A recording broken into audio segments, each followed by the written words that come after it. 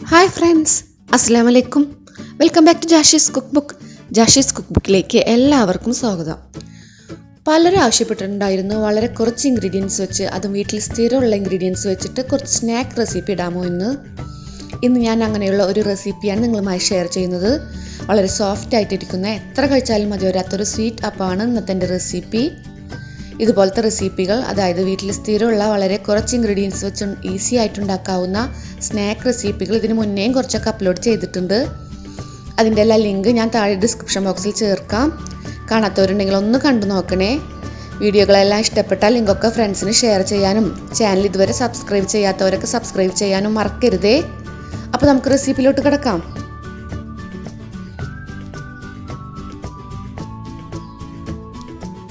ആദ്യം തന്നെ 1/4 കപ്പ് തേങ്ങ, 1/4 കപ്പ് തിളപ്പിച്ച പാൽ ഒഴിച്ചിട്ടൊന്ന് കുതിരാൻ വേണ്ടി വെച്ചിട്ടുണ്ട്. തേങ്ങ നന്നായി കുതിർന്ന് പാലിൻ്റെ ചൂടൊന്ന് അറിയാൻ നല്ല പോലെ അടിച്ച് അതിൽ നിന്ന് പാൽ അരിച്ചെടുക്കാം. ഇത് ഫ്രീസറിൽ വെച്ചിരുന്ന തേങ്ങയാണ് കേട്ടോ, അതുകൊണ്ടാണ് തിളച്ച പാൽ ഒഴിച്ച് കുതിർക്കാൻ വെച്ചത്. അങ്ങനെ ചെയ്ത തേങ്ങയിൽ നിന്ന് നന്നായി പാല് കിട്ടും. നിങ്ങൾക്ക് തേങ്ങ ചേർത്തടിക്കാതെ പശുവിൻ പാൽ മാത്രം ചേർത്തിട്ട് ഈ അപ്പം ഉണ്ടാക്കാം കേട്ടോ. പക്ഷേ ആ തേങ്ങാപ്പാലിൻ്റെ കൂടെ ഫ്ലേവർ വരുമ്പോഴാണ് അടിപൊളി ടേസ്റ്റ് അപ്പത്തിന് കിട്ടുക.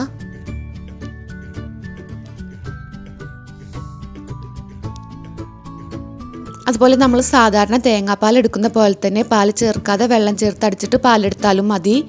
പക്ഷേ ഇതാണ് ടേസ്റ്റ് കൂടുതൽ. നിങ്ങൾക്ക് ഈസി ആയിട്ട് അപ്പം ഉണ്ടാക്കിയെടുക്കണമെങ്കിൽ പശുവിൻ പാൽ മാത്രം ചേർത്തിട്ട് ഉണ്ടാക്കിയാൽ മതി. അപ്പോൾ അതൊക്കെ നിങ്ങളുടെ സൗകര്യം പോലെ ചെയ്യുക. ഇപ്പോൾ കൃത്യം ഒരു ഗ്ലാസ് നല്ല കട്ടിയുള്ള പാൽ നമുക്ക് കിട്ടിയിട്ടുണ്ട്. തേങ്ങാപ്പാൽ ചേർക്കാതെ പശുവിൻ പാൽ മാത്രമാണ് ചേർക്കുന്നതെങ്കിൽ കൃത്യം ഒരു ഗ്ലാസ് ആയിട്ട് തന്നെ എടുക്കുക.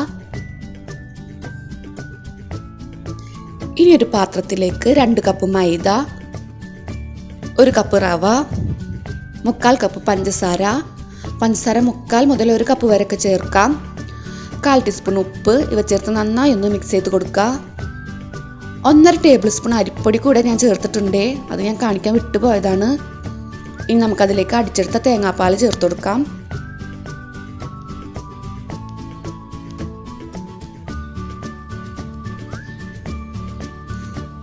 നന്നായി മിക്സ് ചെയ്തതിന് ശേഷം നമുക്കതിലേക്ക് വെള്ളം ചേർത്ത് കൊടുക്കാം. 1 കപ്പിനേക്കാൾ കുറച്ച് വെള്ളം കൂടുതൽ ഞാൻ ചേർത്തിട്ടുണ്ട്.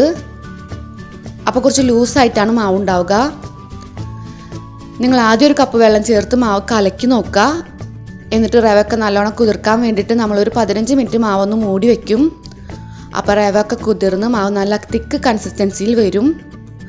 അപ്പം ചൂടുമ്പോൾ ഇഡ്ഡലി മാവിൻ്റെ അത്ര കട്ടിയാണ് നമ്മുടെ മാവിന് വേണ്ടത്. അപ്പോൾ 15 മിനിറ്റ് മൂടി വെച്ചതിന് ശേഷം മാവിന് കട്ടി കൂടുതലാണ് തോന്നുകയാണെങ്കിൽ മാത്രം കുറച്ച് വെള്ളം ചേർത്ത് കൊടുത്താൽ മതി. ഇനി നമുക്ക് പാത്രം മൂടി വയ്ക്കാം.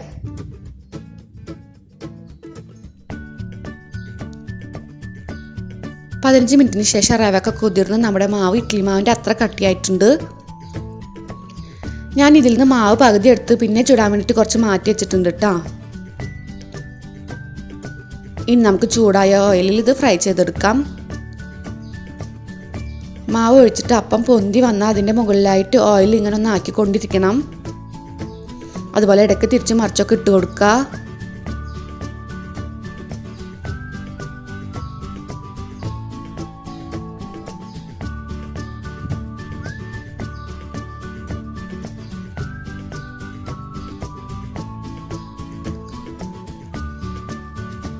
അങ്ങനെ എല്ലാം ഇതുപോലെ ഫ്രൈ ചെയ്തെടുക്കുക.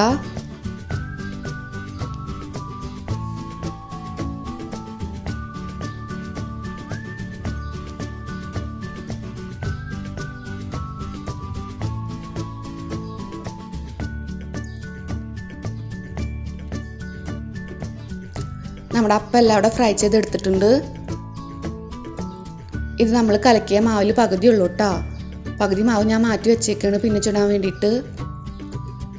ഇനി നമുക്ക് ചൂടോട് കൂടെ തന്നെ കഴിക്കാം. അപ്പോൾ എല്ലാവരും ഉണ്ടാക്കി നോക്കുക. തേങ്ങാപ്പാലൊക്കെ ചേർത്തിരിക്കുന്നത് കൊണ്ട് ഒരു വെറൈറ്റി ടേസ്റ്റാണ്. ഉണ്ടാക്കി നോക്കിയിട്ട് അഭിപ്രായം പറയാനും വീഡിയോ ഇഷ്ടപ്പെട്ടാൽ വീഡിയോയുടെ ലിങ്ക് ഷെയർ ചെയ്യാനൊന്നും മറക്കരുത്. അപ്പോൾ ഇൻഷാ അല്ലാഹ് അടുത്ത ടേസ്റ്റിയും ഈസിയുമായ റെസിപ്പിയുമായി അടുത്ത വീഡിയോയിലൂടെ കാണുന്നതുവരേക്കും ബായ്, അസ്സലാമു അലൈക്കും.